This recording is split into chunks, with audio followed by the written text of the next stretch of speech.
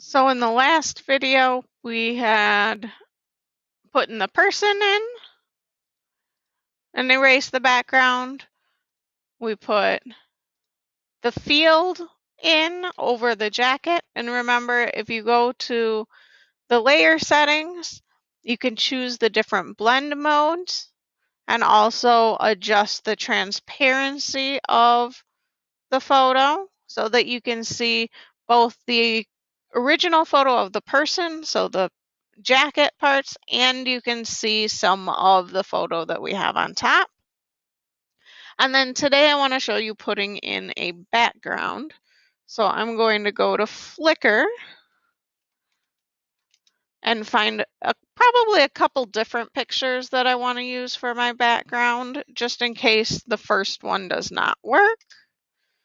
I'm thinking maybe some type of cityscape that I can put in the background.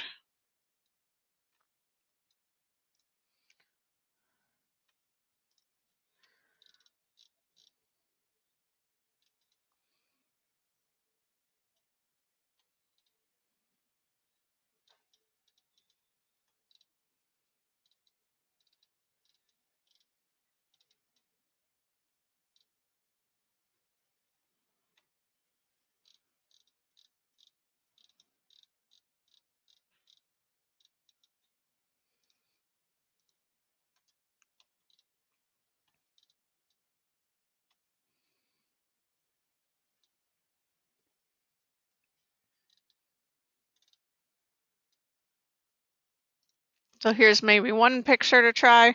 Remember, bottom right-hand corner, and you're going to want to download the original size.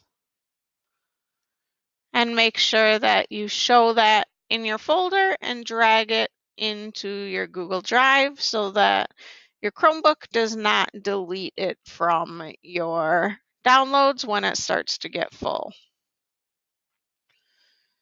I don't know for sure if that picture will work well, so I'm going to get a few different pictures to try as the background.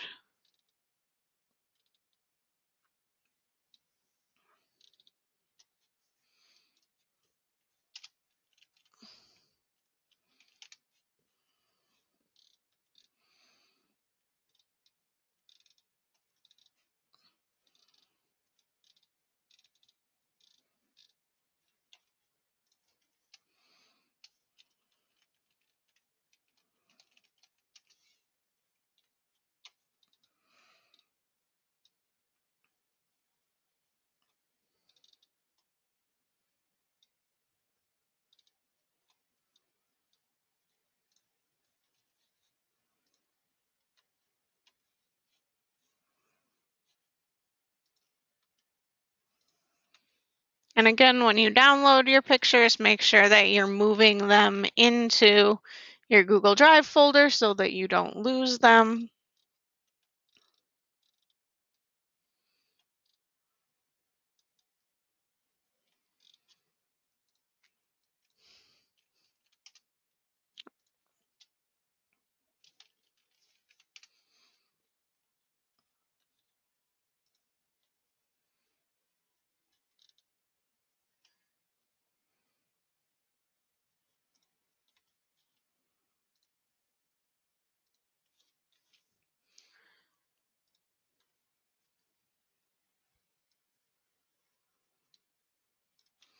Okay, now I have a few different options to try.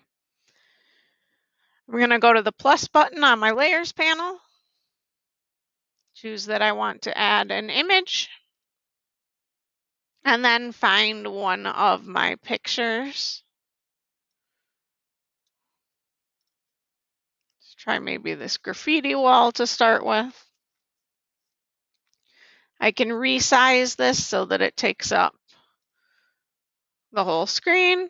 And you'll notice that this picture is covering everything I've made before.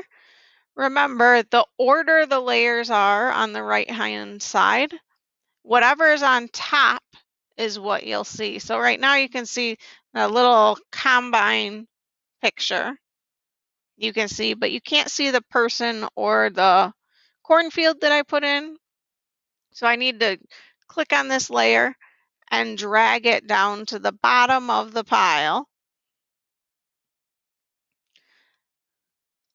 And then I can adjust this background wherever I want it to be. If I need to flip this, let's say I want the background to be mirrored, I can flip this horizontally, and now you can see it has the street going the opposite way. I don't know if I love this picture for this design, so I'm going to try one of the other ones. I go back to that plus sign. I say I want to add an image, and I can find one of the other pictures that I saved. Let's say maybe this barn picture.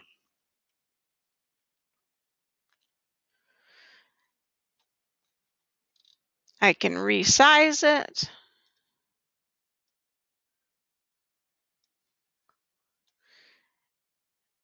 Make sure it's in my layers panel where I need it to be. So again, if you bring it in and all you see is the barn, make sure you look over here at the layers panel and you're clicking and dragging that layer down below the other things that you want to show.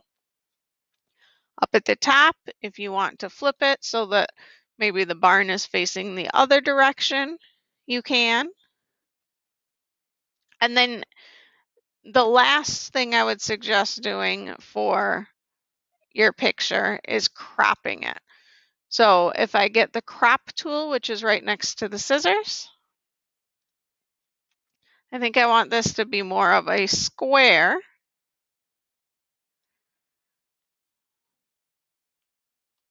Then I click apply up at the top. And now I don't have all those extra parts of the picture that I don't actually want in my design. If you decide that you made a mistake and you want to go back, remember over here on the history panel, you can always go back to your previous history. But remember, once you save this, this history goes away. So if I go up and save my image, make sure you're clicking over to PXD. Click download.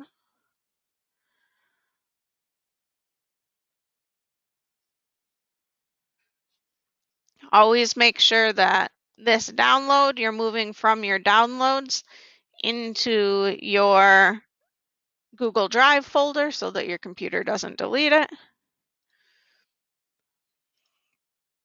So if you look over at the history right now, I can go forward and back through a whole bunch of different revisions that I've done.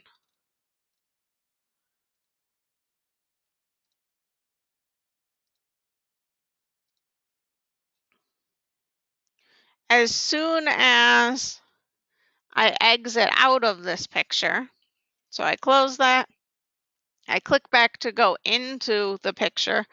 Now that history of everything that I've done, I cannot access anymore. So the history only stays open while you're actually working on the document. Once you close out of it, you will have to redo anything instead of being able to simply go back in time. Remember to save everything to your Google Drive.